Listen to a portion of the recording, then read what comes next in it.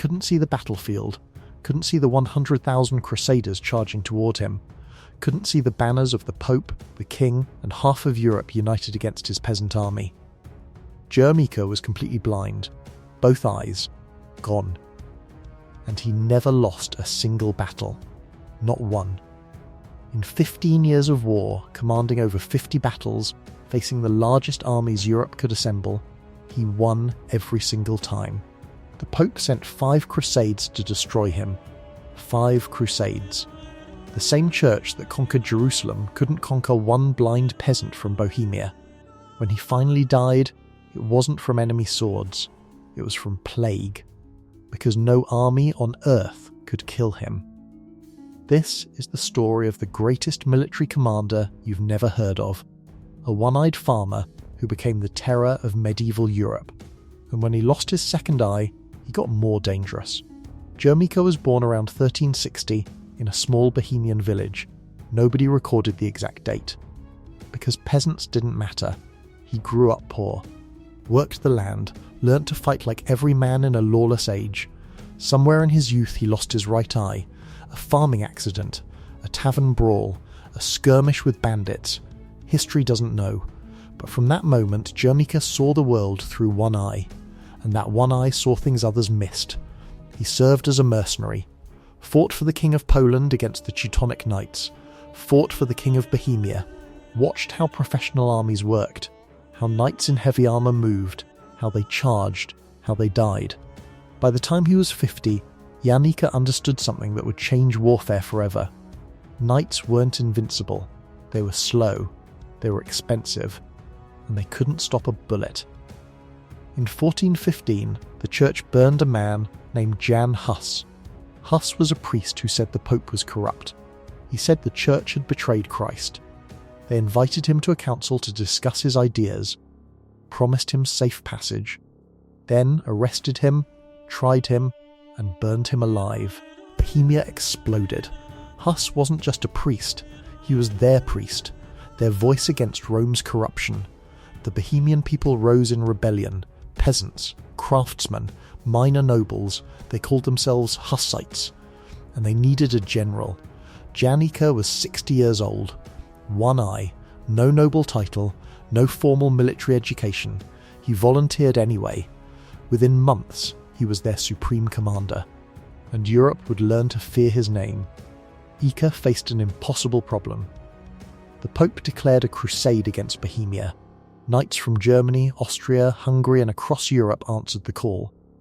Professional soldiers, heavy cavalry, siege weapons. Against them stood Bohemian peasants, farmers with pitchforks, craftsmen with hammers, women, old men, children who could load a crossbow. On an open field, they would be massacred in minutes. So Žižka refused to fight on open fields. He invented something new. The war wagon. Imagine a medieval tank. Farmers took their harvest wagons and reinforced them with wooden planks, cut holes for crossbows and handguns, chained the wagons together in a circle. Inside the circle stood shooters, reloaders, women, and supplies. Outside the circle stood death. When Crusader cavalry charged, they hit a mobile fortress. Horses couldn't break through, knights couldn't climb over, and while they struggled against the wooden walls, Žižka's peasants shot them to pieces. It was simple, it was cheap, and it was devastating. The first crusade against the Hussites came in 1420. King Sigismund of Hungary led 100,000 men toward Prague. Žižka had maybe 9,000. The Crusaders surrounded Prague, trapped the Hussites inside. Victory seemed certain. Then, Žižka did something insane. He took 4,000 peasants and marched to Witkov Hill, a small hill outside Prague's walls. If the Crusaders took that hill, Prague would fall. July 14th, 1420. The Crusaders attacked. Thousands of armoured knights charged uphill against peasants, against farmers with flails and hammers. The slope was steep. The knights couldn't use their horses properly, and at the top, Žižka's wagons waited. The first wave hit the wagon wall. Crossbow bolts tore through armour. Early handguns fired at point-blank range. The crude weapons were inaccurate at distance, but at 10 feet, They punched through steel like paper. The knights fell back, regrouped, charged again. Same result.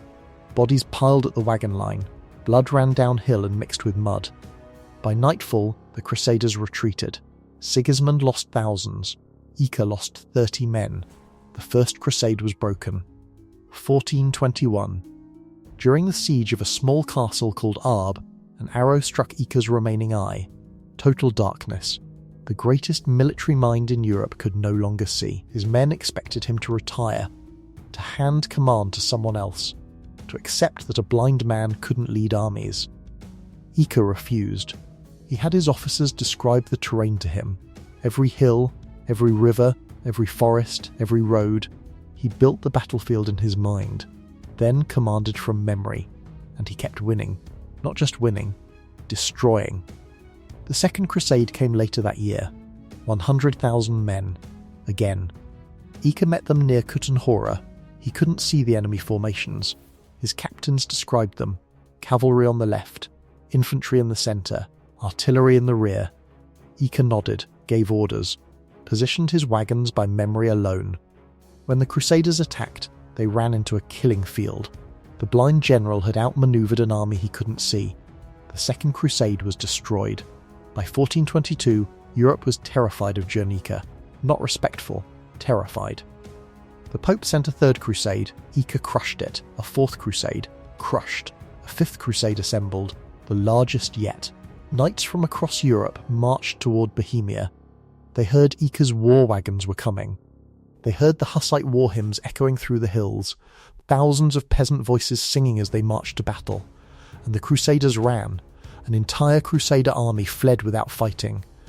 Because they heard singing, that's how much Europe feared a blind peasant.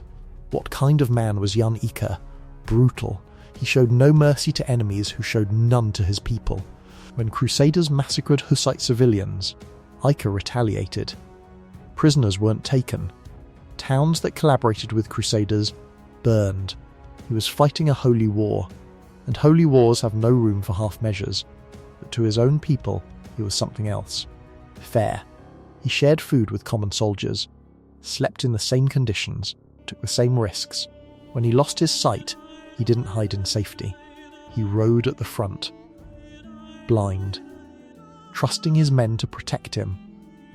And they did, because they loved him, not as a noble, not as a king, as one of them, a peasant who refused to kneel. October 1424, plague swept through Ika's camp near Pipislav. The disease didn't care about military genius, didn't care about undefeated records, didn't care that no sword had ever touched him. Jermika died in his tent. He was around 64 years old, blind, undefeated, unconquered. No enemy sword ever touched him. No Crusader lance ever found its mark. He died of sickness. The only thing that could kill him. His last words, according to legend, were simple. Make my skin into war drums, so I may continue to lead you in battle. His followers called themselves the orphans after his death, children without their father. They kept fighting, kept winning, for another 10 years, using his tactics, his wagons, his discipline. The Hussite wars ended in 1434. The church negotiated peace. They couldn't win. 5 crusades. Hundreds of thousands of soldiers. The combined might of Catholic Europe, defeated by farmers. Jan Ika never lost a battle. Military historians have searched for centuries. There is no record of a single defeat. Over 50 engagements, over 50 victories. Blind for the last 3 years, still undefeated. He invented mobile warfare 400 years before tanks, proved gunpowder would replace knights, showed that peasants could destroy aristocrats. His tactics influenced warfare for centuries. The Germans studied his wagon formations. The Hussars adapted his mobility. Even the American pioneers' wagon circles came from his legacy. But more than tactics, he proved something deeper. Birth doesn't determine destiny. A one-eyed peasant from a forgotten village became the most feared commander in Europe, not through noble blood, not through wealth, through will, through genius. through refusing to accept that he was supposed to lose. The Pope sent 5 crusades to kill him. 5 holy wars. The same church that conquered Jerusalem. The same armies that slaughtered their way across the Holy Land. They couldn't defeat one blind farmer. Today, Jan Žižka stands as a statue in Prague, the largest equestrian statue in the world. A blind man on a horse, bronze eyes staring at nothing, seeing everything, still watching over his people, still undefeated, the peasant general who crushed 5 crusades, and never saw a single one.